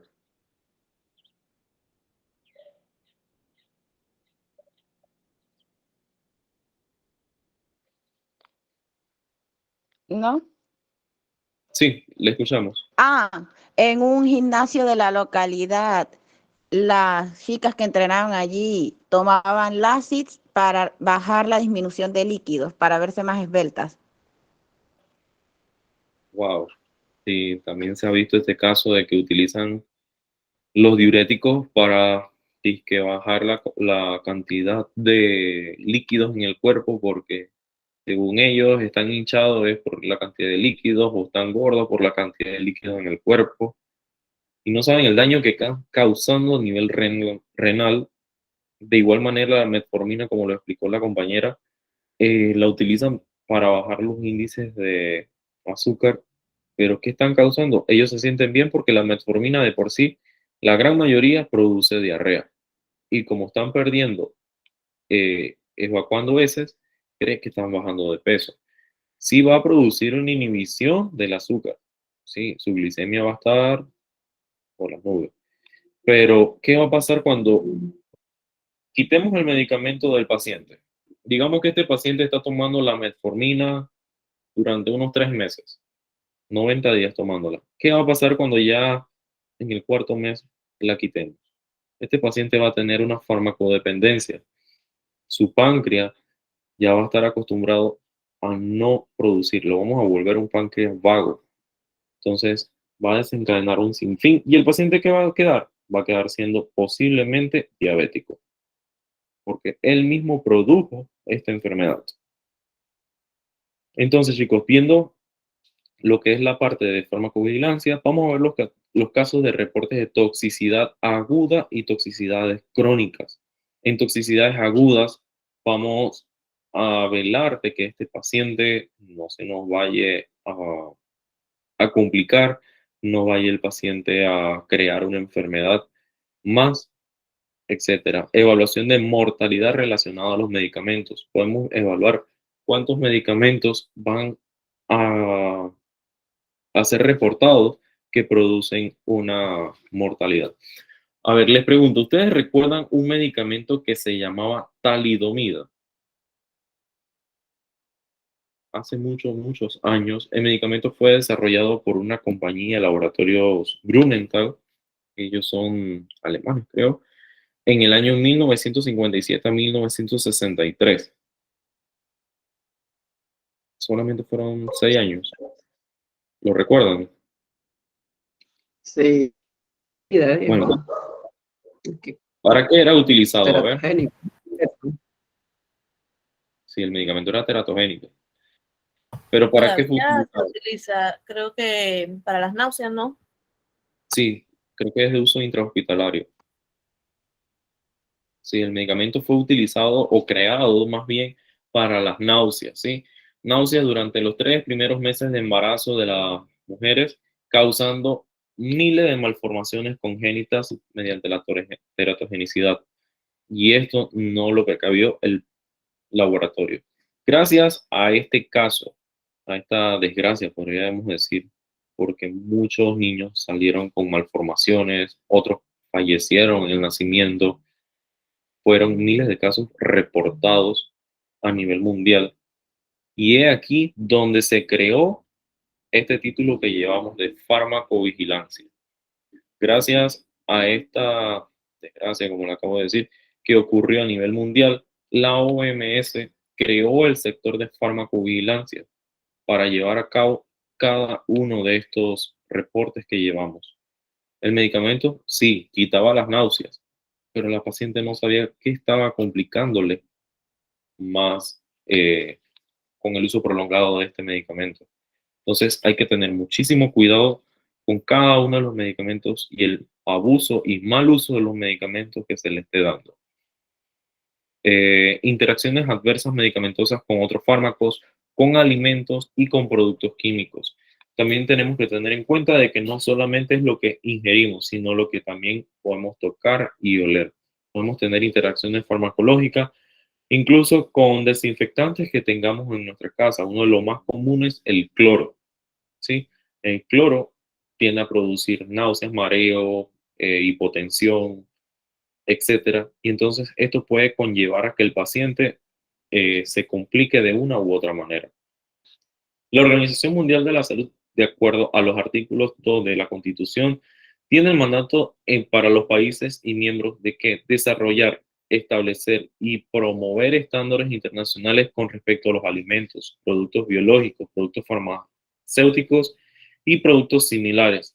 Y en el artículo 21 nos menciona que se debe adoptar regulaciones respecto a la seguridad, a la pureza, a la potencia de productos biológicos, productos farmacéuticos y productos similares sujetos a lo que es la comercialización internacional.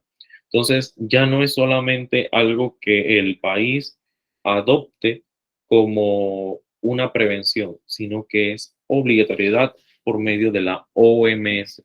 Nos obliga a tener un sector de farmacovigilancia en cada uno de los países y en nuestro caso, pues en cada una de las unidades ejecutoras, en cada uno de los lugares donde se manejen productos biológicos, donde manejemos medicamentos o algún otro afín, debemos de tener siempre nuestro comité de farmacovigilancia para evitar cualquier otro problema conllevado a esto.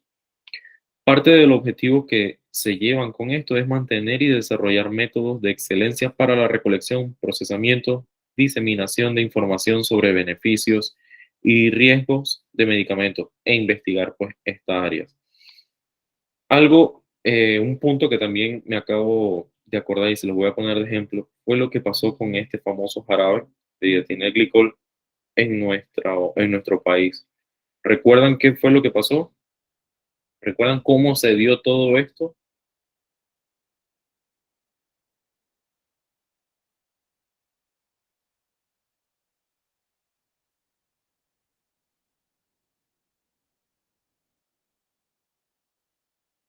En las noticias hubo muchísimas publicaciones sobre el jarabe dietilenglicol y los pacientes que fueron afectados. Gracias a la farmacovigilancia y los reportes que se dieron de manera inmediata, los fallecimientos, se fue investigando poco a poco cada uno de los pacientes que sufrieron esta intoxicación, se podría llamar, por este jarabe. Entonces, algo muy importante dentro de la farmacovigilancia es el seguimiento, que vamos a estimular, facilitar la promoción de buenas prácticas, metodología y sobre todo comunicación, armonía para conllevar lo que es una farmacovigilancia. Y mediante esto pues vamos a observar, a promover procedimientos que aseguren el alto nivel de calidad y alto nivel de servicio que nosotros podamos prestar en nuestras labores.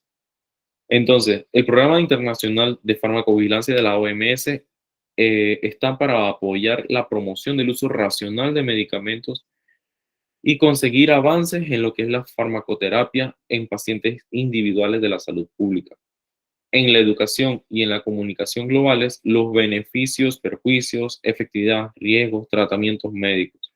Se logra alcanzar los objetivos mediante un desarrollo de sistemas que vaya de la vanguardia con la identificación, comunicación y riesgos de medicamentos, con investigación de la búsqueda, colaboración, comunicación activa con cada uno de los agentes, con cada una de las personas responsables. Entonces, en nuestro país tenemos un sinfín de maneras, formas de hacer un reporte. Por ejemplo, en el Centro Nacional de Farmacovigilancia de Farmacias y Drogas, tenemos 3 formularios muy importantes que nosotros siempre debemos tener en cuenta cómo llenar, cómo tenerlo de la mano y cómo podemos contribuir en ciencia, en una u otra manera, a que un medicamento sea supervisado, sea puesto en cuarentena, a que un medicamento se le lleve un seguimiento, mediante los formularios de notificación de sospecha de reacción adversa medicamentosa para pacientes y consumidores. Es el siguiente formulario, que es del Ministerio de Salud, como lo acabo de presentar en esta imagen, y les da una serie de preguntas. También tenemos el formulario de notificación por sospecha de reacciones adversas y el formulario de notificación por fallas farmacéuticas. Cada uno de estos formularios está en la página web del MINSA y ustedes pueden acceder libremente y llenarlo. Incluso ustedes pueden llenarlo de manera anónima, no necesariamente tienen que colocar su nombre, pueden tienen que colocar el nombre comercial, concentración, forma farmacéutica que ustedes tienen del medicamento, la presentación, el laboratorio y país de origen, los lotes que se están eh, reportando y la fecha de expiración de eso. Si hay falla farmacéutica en cuanto al olor, color, sabor, la separación de las fases, las partículas extrañas que tenga, porque muchos jarabes también pueden presentar esto. Hace un par de años presentó la Cataplan una falla farmacéutica que contenía partículas dentro de su empaque, el que era suspensión, contaminación, problemas de disolución, problemas de desintegración, etcétera. Fallas terapéuticas, nombre del paciente, el afectado, la cédula, edad, sexo, el peso, etcétera, todas las descripciones que vamos a tener de este paciente, que es el afectado, ojo, no es la persona que está haciendo el reporte. Y otros medicamentos utilizados, ¿qué otro medicamento utiliza? Si utiliza aspirina, utiliza omeprazol en ayunas, etcétera. Y el notificador puede escribir su nombre o puede dejarlo en blanco. No hay problema. Y de igual manera, pues, con el otro formulario que tenemos para sospechas de reacción adversa por una reacción que no está reportada dentro del medicamento originario. Sabemos que si el medicamento presenta un rash, un dolor de cabeza, problemas gastrointestinales, pero a este paciente le produjo un edema, una necrosis, etcétera. Entonces nosotros vamos a reportar esta sospecha por tal medicamento, el medicamento, reacción adversa, cómo inició, cuándo finalizó y las consecuencias que conlleva esto. Aquí lo pueden enumerar del 1 al 10. Si es 10, pues pueden especificar otras. La actuación de la sospecha de la reacción adversa, los datos del medicamento sospechoso, otros medicamentos que utiliza el paciente para saber que no es una interacción medicamento-medicamento, datos del laboratorio, los exámenes de sangre que se han realizado y notificación pues de la persona que realizó el reporte, si es médico, enfermero, etcétera, nombre y lugar de instalación de salud, si es privado o público, y etcétera. Esto lo pueden mandar incluso hasta por correo electrónico al sector de farmacovigilancia. Entonces, chicos, les acabo de compartir un link hace unos minutos en el grupo. Vamos a entrar en este link.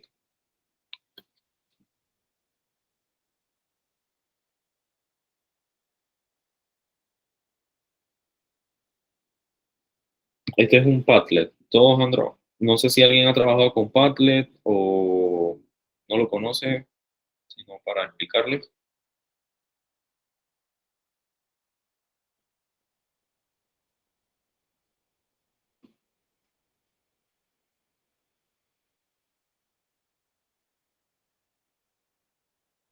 Chicos, ¿pudieron abrir la página de Padlet?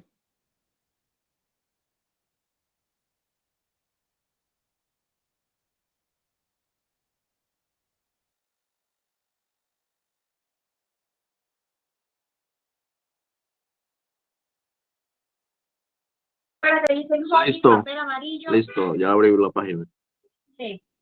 Ok, perfecto. Nos vamos entonces.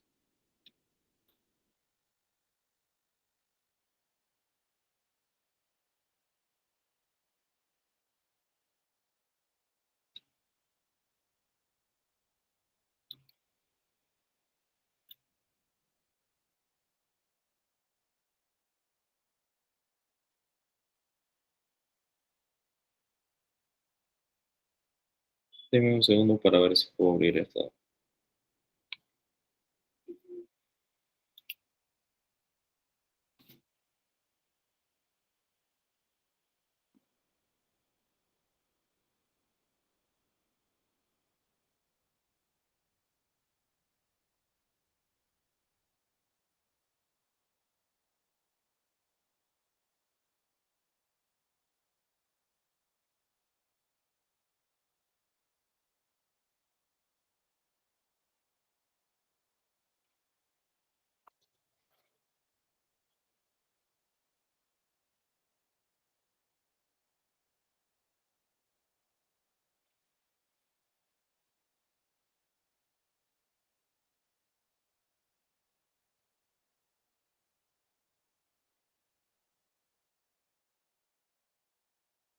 Ok, les presento aquí el Padlet.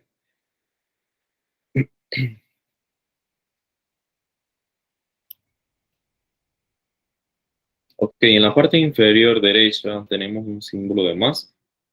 Aquí en asunto vamos a mencionar una reacción adversa medicamentosa que hayan experimentado ustedes con un paciente, un familiar o su persona. Sí, del medicamento, cómo fue la experiencia y cómo ustedes actuaron mediante esta reacción adversa. Vamos a dar unos 10 minutos para que lo realicen. De igual manera, voy a quedarme aquí porque ustedes van a trabajar. Vamos a ir viendo las publicaciones que van a ir realizando. ¿Entendieron cómo es la dinámica?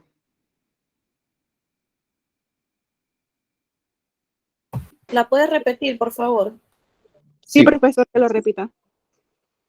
Ok, en la parte inferior derecha tenemos el símbolo de más, en el cual ustedes van a escribir la reacción adversa medicamentosa que hayan experimentado. Voy a dar de ejemplo cefalea con el medicamento ibuprofeno. Ok, mi experiencia mediante la toma fue tal, tal, tal, tal, tal. ¿Sí?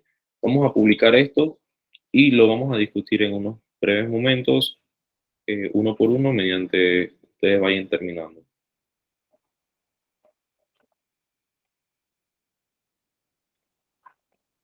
Disculpe, ¿dónde puedo ver el link para llenar esa? En el grupo de WhatsApp se los compartí y ya se los comparto aquí mismo también en la videollamada. Okay.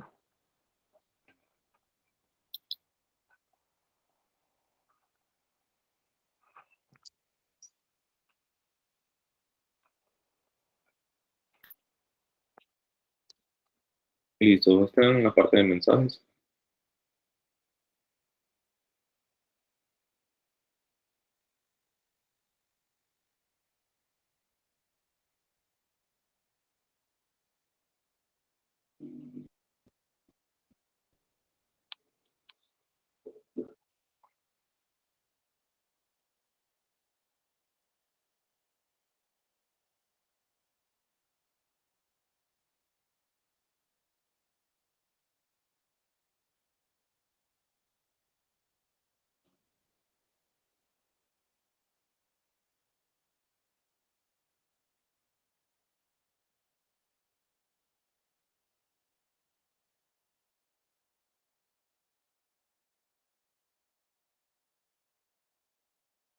Ok, acá vemos que alguien me publicó ya sabor amargo en la boca con metronidazol.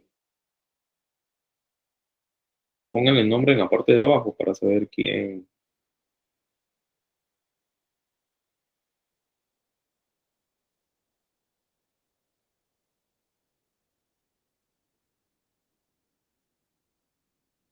Tramador. Al tomar este medicamento presenten diferentes síntomas como malestar general, debilidad, mareo, náusea, vómito por casi 2 días.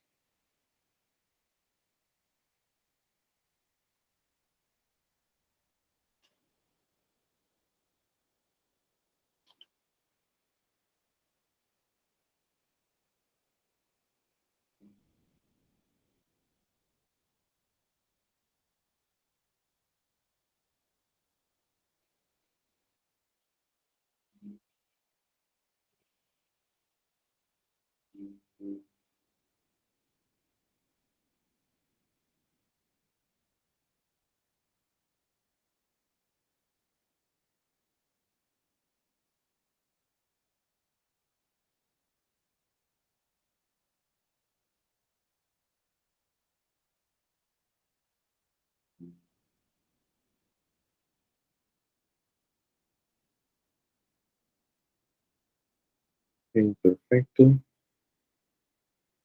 Vamos a esperar unos minutos más.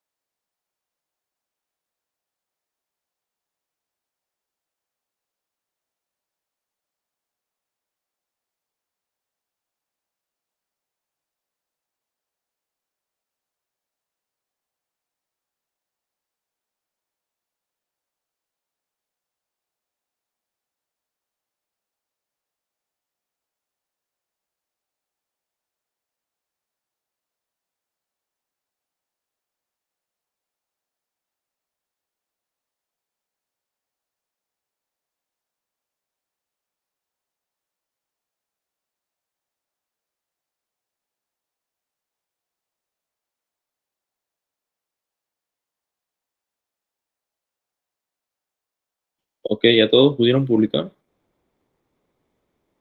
¿Quién hace falta?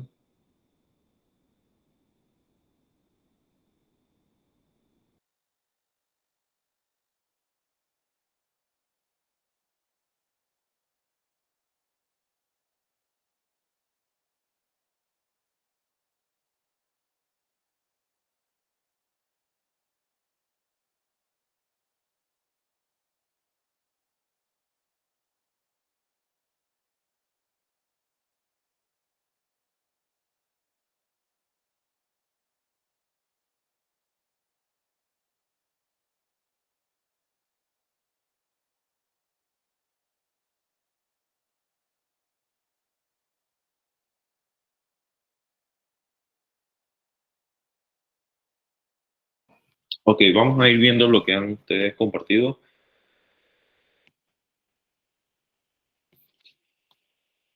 Ok, comenzamos. Dice, bueno, no tiene nombre. Dice, soy alérgica a la penicilina cuando tenía 8 años. Me corté superficialmente el dedo y se me hinchó. Y el médico me dio crema de uso tópico con antibióticos con penicilina y de uso oral y estuve hospitalizada 18 días. Y la infección en el dedo quedó en cirugía menor. Wow. También tengo algunas intolerancias alimentarias como el gluten y debo consumir pre y probióticos de forma regular. Interesante esta reacción. Eh, Acá nos comparten, dice, tos con los pacientes que toman lisinopril y enalapril. Sí, esa es una reacción muy frecuente con los YECAS en estos pacientes. Acá nos comparten, dice, yo estoy tomando un tratamiento para la bacteria Helicobacter y la estoy tomando con omeprazol, claritromicina, metronidazol y le dan mareo. Es muy común, puesto que la claritromicina y el metronidazol son dos agentes bien fuertes. Normalmente utilizan lansoprazol porque el omeprazol no trabaja muy bien allí. Pero bueno, ahí tienes que evaluar lo que te menciona el médico. Y ese efecto del mareo, quizás también tienes mal sabor en la boca, es por medio de la metronidazol. Dicen experiencias con compañeros de trabajo, se dio un caso del dimitridato, la Gravol, que se desmayaron los pacientes casi al minuto de colocarle el medicamento. Ok, Maricruz. ¿Y el medicamento era intravenoso o vía oral, Maricruz?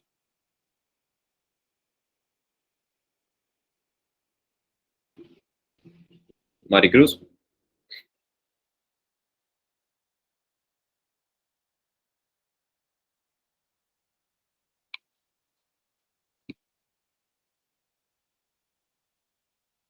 No están por acá la compañera.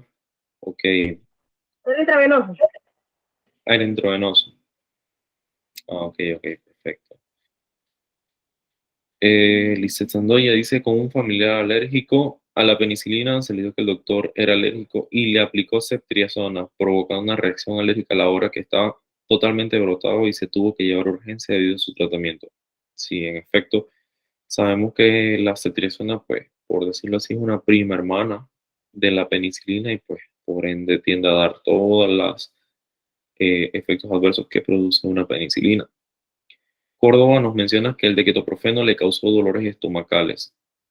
Sí, este es una bomba, la verdad, lo que es el de ketoprofeno. Y si no viene recubierto u otra presentación, por eso es que han creado ya presentaciones como en líquida, en sachet, en polvo, en cápsulas, porque ya la tableta tradicional de ketoprofeno es obsoleta y muy dañina.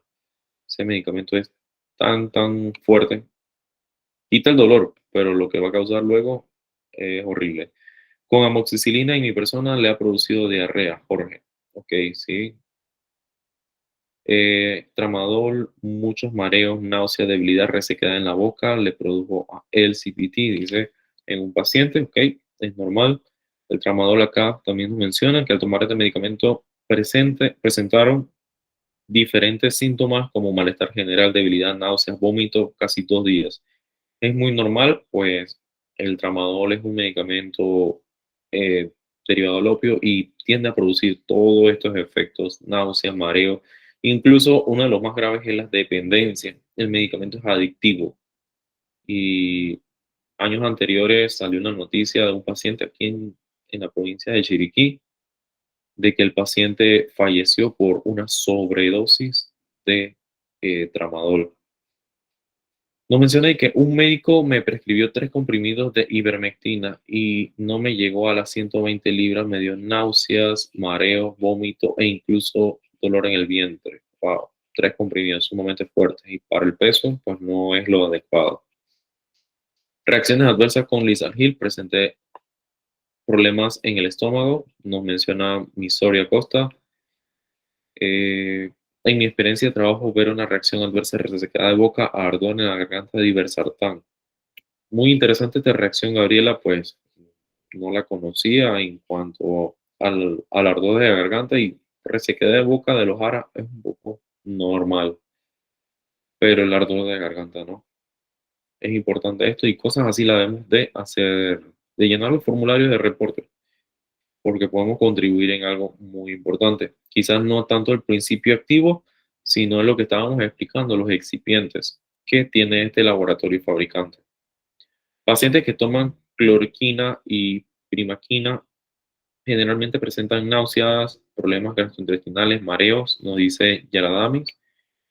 Acá nos menciona Edilza María Otero, reacciones adversas con amoxicilina, cefalea, picazón en el rostro, malestar estomacal. La metformina dice que mi abuela la toma y le provoca mareo, vómito, angustia, no menciona Maralona. Doxazocina, uno de los efectos adversos, somnolencias, mareo con frecuencia, debilidad que lleva un tiempo tomando dicho medicamento. Taquicardia, cuando se utiliza el medicamento salbutamol, es común, muy normal. Ginivia nos menciona amitriptilina, al tomar el medicamento en las noches pude dormir bien, pero al día siguiente tuve somnolencia.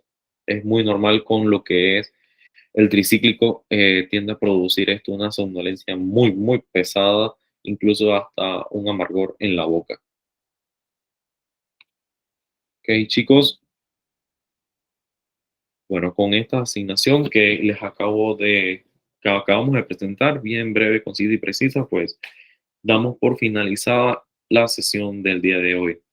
Chicos, les voy a estar compartiendo en el grupo una aplicación que se llama Quizzes. No sé si alguien la ha utilizado o conoce de ella. Se la voy a compartir para que la próxima semana ya la tengan instalada y la vayamos a utilizar, ¿sí? Así que para que vayamos adelantando, instalen Quizzes. Le voy a compartir el logo, es una Q, se escribe con doble Z. La pueden buscar en Play Store, App Store y la instalan. Es gratuita, no necesita ningún pago. Pueden colocar ahí que son estudiantes, profesores, universitarios, etc. Y vamos a hacer una dinámica con esta actividad para la próxima semana, ¿sí? Así que bueno, les deseo un feliz domingo. Ya son casi las 9, bueno, las 10 de la mañana, perdón, Panamá. Ya son la hora, así que no me despido de ustedes. Que tengan un excelente fin de semana, chicos. Un gusto tratar con ustedes. Nos vemos entonces el próximo domingo a la misma hora. Hasta luego. Hasta luego, Hasta profesor. luego. Hasta luego, Hasta profesor. luego, profesor. Hasta luego. Hasta luego. Hasta, Luego, profe. hasta luego, profesor. Hasta luego. Hasta luego.